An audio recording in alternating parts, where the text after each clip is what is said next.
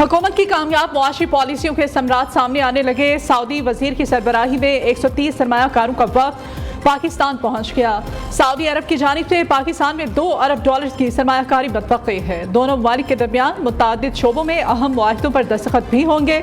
Saudi वफ्द सदर मुमलिकत आसिफ अली जरदारी, वज़ीर आज़म शहबाज शरीफ और army chief general Syed Asim Munir से दीगर हुकूमती रहनुमाओं से मुलाकातें भी करेगा।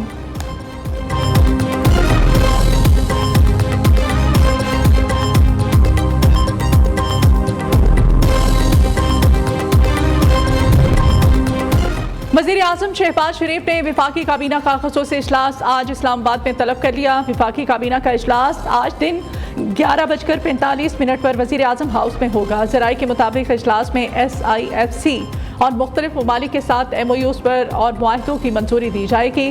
काबीना के ख़ुसूसी इजलास में कानून साजी टेबल एजेंडे के तौर पर भी पेश किए जाने का इम्कान है।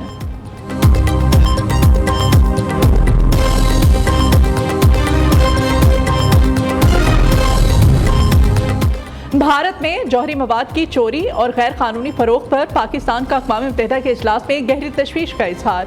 पाकिस्तानी मुस्तकिल बंदूक मुनीर अकरम का सलामती काउंसिल से तहकीकात का मुतालिबा। मुनीर अकरम ने कहा कि पड़ोसी मुल्क से जौहरी मवाद चोरी और फरोख्त हो रहा है। जरगा करने पे किसी को कोई इतराज़ नहीं है। KPK में अगर जरगे पहले भी होते रहे हैं और आइंदा भी अगर होंगे तो उस पर किसी को कोई किसी किस्म का इशू नहीं है। पाकिस्तानी गवर्नमेंट का फैसला है कि हम किसी भी सूरत में कोई पैरेलल जुडिशल सिस्टम की इजाज़त नहीं दे सकते। जो भी किसी भी तरीके से उनको असिस्ट करेगा, जो भी किसी तरीके से उनको हेल्प आउट करने की कोशिश करेगा, उसके ID कार्ड भी ब्लॉक होंगे, उसके पासपोर्ट भी ब्लॉक होंगे, चाहे वो किसी कैटेगरी में। एक दो बड़ी पोलिटिकल पार्टीज के लोग PTM के लीडर्स के साथ मिले, उन्होंने कहा अगर हकूक की बात करनी हम आपके साथ, लेकिन ये नहीं हो सकता कि आप हकूक की बात करो और साथ बंदूक उठाने की भी बात करो, साथ कुछ और बातें भी करो। उसकी हम इजाज़त नहीं देते। KPK गवर्नमेंट ने 4 लोग थे जो फोर्स स्केड्यूल में डाले और 34 जो थे बलूचिस्तान ने डाले। आपके जो भी पीछे मास्टर्स हैं उनके लिए हमारा क्लियर मैसेज है कि अगर आप हमारे मुल्क में ऐसा करेंगे तो हम आपके साथ उसी तरह का सलूक करेंगे। PTM का साथ देने वालों के खिलाफ कार्रवाई होगी। शनाख्ती कार्ड और पासपोर्ट ब्लॉक होगा। वज़ीर दाखिला मोहसिन नकवी की प्रेस कॉन्फ्रेंस, कहा जो रियासत से अलहदगी की बात करेगा या रियासत के खिलाफ हथियार उठाएगा वो हमारा दुश्मन है। कलअदम PTM की सरगर्मियों पर आयद पाबंदी पर अमल होगा। खैबर पख्तूनख्वा हुकूमत का ऐलान। मुशीर इत्तलात ने कहा PTM आईने पाकिस्तान और रियासत पाकिस्तान मुखालिफ सरगर्मियों में मुलव्विस है। किसी जलसे, जुलूस और सरगर्मी की इजाज़त नहीं दे सकते।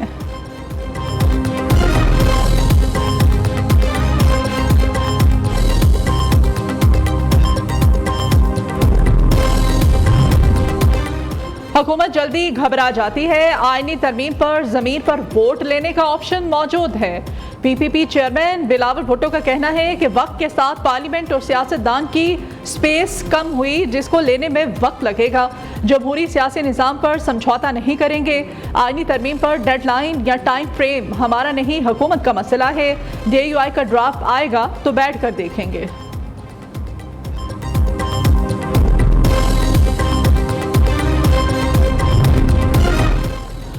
PTI वफ़द की मौलाना फजल रहमान की रिहाइश का आमद। मुजव्विज़ा आईनी तरामीम पर तबादला ख्याल। सलमान अकरम राजा कहते हैं मौलाना फजल रहमान ने कौम को बचा लिया है। आइंदा आने वाले दिनों में कौम को खुशखबरी मिलेगी।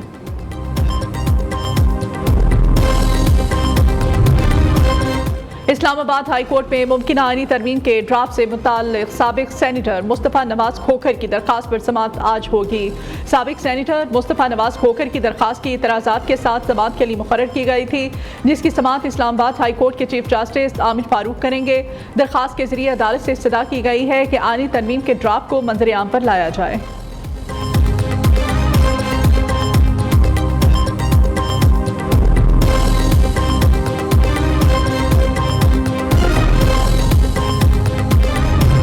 जो है वो पूरे साजो सामान के साथ विफाक पे हमला आवर हो रहा है। हर रोज़ हमें सुनने में आता है कि ये एहतजाज कर दो, ये जला दो, घेराव कर लो।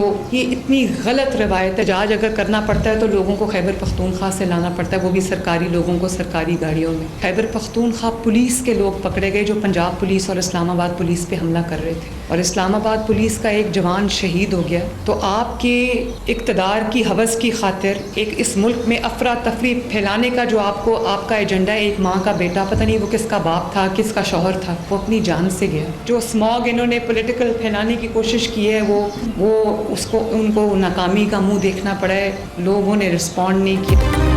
एक सूबे के साजो सामान से विफाक पर हमला किया गया। वज़ीर आला पंजाब मरियम नवाज की पीटीआई के इस्लामाबाद एहतजाज पर कड़ी तनकीद। कहा, एहतजाज के लिए खैबर पख्तूनख्वा से सरकारी लोगों को लाया जाता है। इंतशार फैलाने वाले खैबर पख्तूनख्वा पुलिस के एहलकार पकड़े गए। ये सब इसलिए किया जा रहा है कि महंगाई में कमी आ रही है। मरियम नवाज ने ग्रीन पंजाब ऐप और स्मोक हेल्पलाइन का इफ्तिताह भी कर दिया।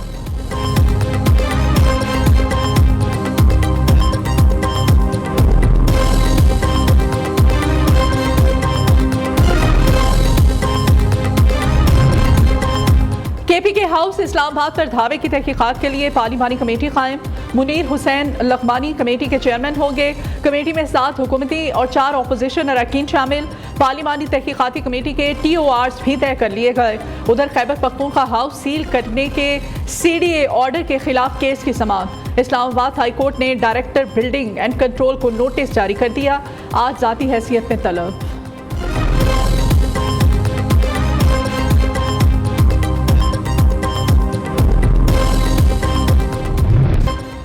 बिजली सारिफीन के लिए अच्छी खबर। ज़राए के मुताबिक 5 IPPs ने कैपेसिटी पेमेंट के मुआहदे खत्म करने की दस्तावेज़ात पर दस्तखत कर दिए। मुआहदे से बिजली सारिफीन को 65 पैसे फी यूनिट रिलीफ का इम्कान। 5 IPPs ने 40 अरब रुपए के सूद की रकम को भी खत्म कर दिया। एक और कंपनी हब पावर भी क़बल अज़ वक्त मुआहदा खत्म करने पर तैयार। हब पावर ने अहम पेशरफ से पाकिस्तान स्टॉक एक्सचेंज को खतूत लिखकर आगाह कर दिया।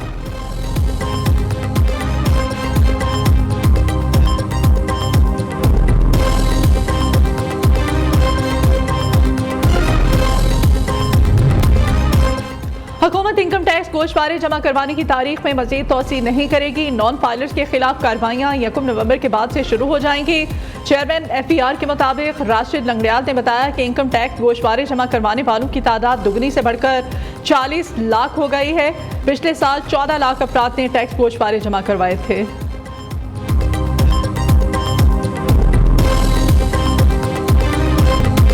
कराची में दहशतगर्दी के वाक़े की कवरेज को बुनियाद बनाकर मुतादिद TV चैनल्स को शो कॉज नोटिस जारी किए गए, जिसका मकसद गैर कानूनी सेंसरशिप का इत्तलाक है। Association of electronic media editors and news directors ने पैमरा नोटिस को गैर कानूनी करार दे दिया। एमेंट का कहना है कि नोटिस मीडिया पर दबाव डालने की कोशिश है। एमेंट का पैमरा इक़दाम के खिलाफ अदालतों से रजू समेत तमाम ऑप्शंस पर गौर करने का ऐलान।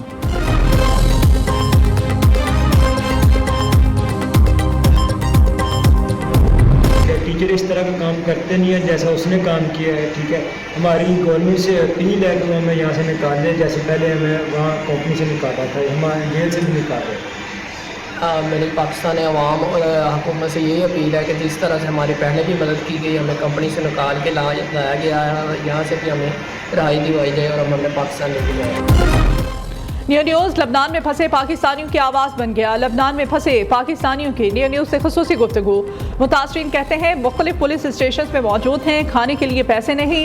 हुकूमत पाकिस्तान हमें यहाँ से निकालने के लिए फौरी इक़दाम करे। PIA की खुसूसी परवाज़ शाम से 71 पाकिस्तानियों को लेकर कराची पहुँची। लबनान में फंसे 67 पाकिस्तानी बजरिया सड़क दमिश्क पहुँचे। शाम से 4 दीगर पाकिस्तानी भी खुसूसी परवाज़ के जरिए पाकिस्तान पहुँचे।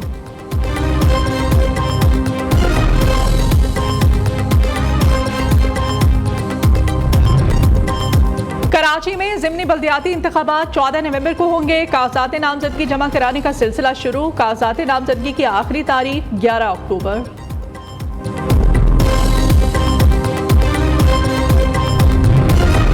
रावलपिंडी में डेंगू मच्छर बेकाबू। जिले भर में डेंगू इमरजेंसी नाफिज कर दी गई। डेंगू वायरस से जिंदगी की बाजी हारने वालों की तादाद 10 हो गई।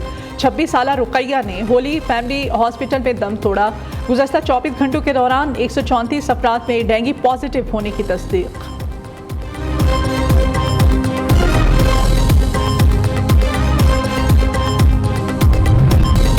भारत के मारूफ कारोबारी ग्रुप टाटा के सरबराह रतन टाटा 86 वर्ष की उम्र में चल बसे। रतन टाटा कुछ रोज से अलील और मुंबई के हॉस्पिटल के इंतहाई निगहदाश्त के वार्ड में जेर इलाज थे।